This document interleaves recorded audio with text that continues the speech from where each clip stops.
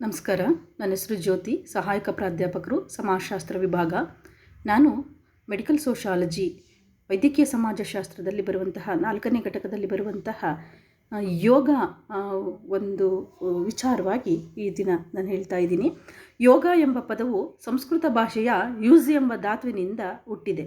ಅಂದರೆ ಯುಜ್ಯತೆ ಸಮಾಧಿಯತೇನೇನ ಇತಿ ಯೋಗ, ಅಂದರೆ ಯಾವುದು ನಮ್ಮನ್ನು ಒಂದುಗೂಡಿಸುವುದೋ ಅದು ಯೋಗ.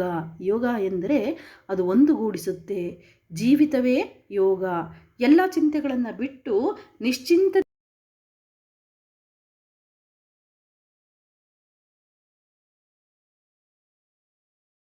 ಮನಸ್ಸಿನ ತರಂಗಗಳನ್ನು ಪ್ರಶಮನಗೊಳಿಸುವ ಉಪಾಯವೇ ಯೋಗ. ಹೀಗೆ ಯೋಗ ಮನಸ್ಸು ಬಗ್ಗಡವಾಗದೆ ತಿಳಿಯಾಗಿರುವಂತೆ ನೋಡಿಕೊಳ್ಳಲು ಸಹಾಯ ಮಾಡುವುದೇ ಯೋಗ. ಯೋಗದ ಪ್ರಾಮುಖ್ಯತೆ ಬಹಳ ಸಾರ್ವತ್ರಿಕವಾದದ್ದಾಗಿದೆ ಅನ್ನುವಂಥದ್ದು. ಎಲ್ಲ ಕಡೆಗೂ ಯೋಗಕ್ಕೆ ಬಹಳಷ್ಟು ಪ್ರಾಮುಖ್ಯತೆ ಇದೆ ಅನ್ನುವಂಥದ್ದು. ಸೊ ಹಾಗಾಗಿ ಇಲ್ಲಿ ಪ್ರಾಚೀನ ಕಾಲದಿಂದಲೂ ಕೂಡ ಯೋಗಕ್ಕೆ ಬಹಳಷ್ಟು ಪ್ರಾಮುಖ್ಯತೆ ಇದೆ. ಇಲ್ಲಿ ಶಾರೀರಿಕ ಮಾನಸಿಕ ಸ್ವಾಸ್ಥ್ಯವೇ ಆರೋಗ್ಯ ಅನ್ನೋದಾದರೆ ದೈಹಿಕ ಮತ್ತು ಮಾನಸಿಕ ಮತ್ತು ನೈತಿಕ ಸ್ವಾಸ್ಥ್ಯತೆಗಳನ್ನು ಸಮತೋಲನದಲ್ಲಿ ಇಡಲು ಯೋಗ ಬಹಳ ಪ್ರಮುಖವಾಗಿ ಬೇಕಾಗುತ್ತೆ ಅನ್ನುವಂಥದ್ದು.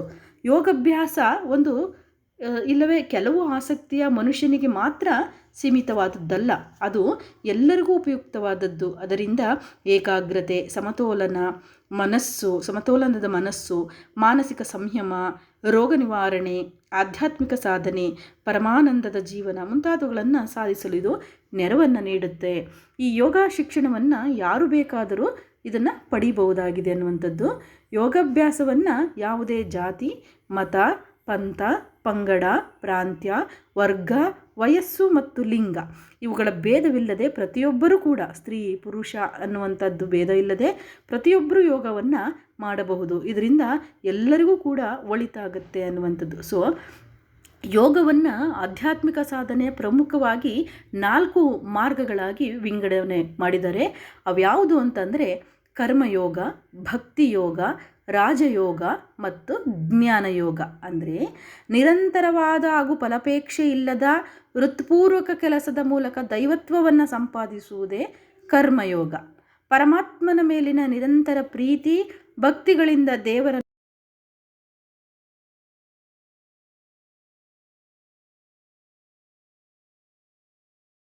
ಜ್ಞಾನಯೋಗ.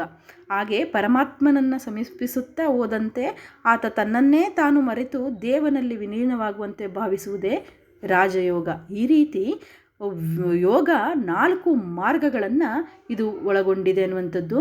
ಪತಂಜಲಿ ಮಹರ್ಷಿಗಳು ತಮ್ಮ ಪಾತಂಜಲ ಯೋಗದಲ್ಲಿ ಮಾನಸಿಕ ಹಾಗೂ ಆಧ್ಯಾತ್ಮಿಕ ಯೋಗವನ್ನು ಕುರಿತು ಸವಿಸ್ತರವಾಗಿ ಅವರು ತಿಳಿಸಿದ್ದಾರೆ ಅನ್ನುವಂಥದ್ದು. ಸೊ ಇಲ್ಲಿ ನಾವು ಸೇವಿಸುವಂಥ ಆಹಾರಕ್ಕೂ ಮತ್ತು ನಮ್ಮ ಮಾನಸಿಕ ಪ್ರವೃತ್ತಿಗೂ ಸಂಬಂಧ ಇದೆ ಅನ್ನುವಂಥದ್ದನ್ನು ಯೋಗ ಹೇಳುತ್ತೆ. ಹಾಗಾಗಿ ನಾವು ದೇಹಾರೋಗ್ಯವನ್ನು ಸಮಸ್ಥಿತಿಯಲ್ಲಿ ಇಟ್ಕೊಳ್ಬೇಕಾದ್ರೆ ನಾವು ಯೋಗಾಭ್ಯಾಸವನ್ನು ಮಾಡಬೇಕಾಗುತ್ತೆ ಅನ್ನುವಂಥದ್ದು.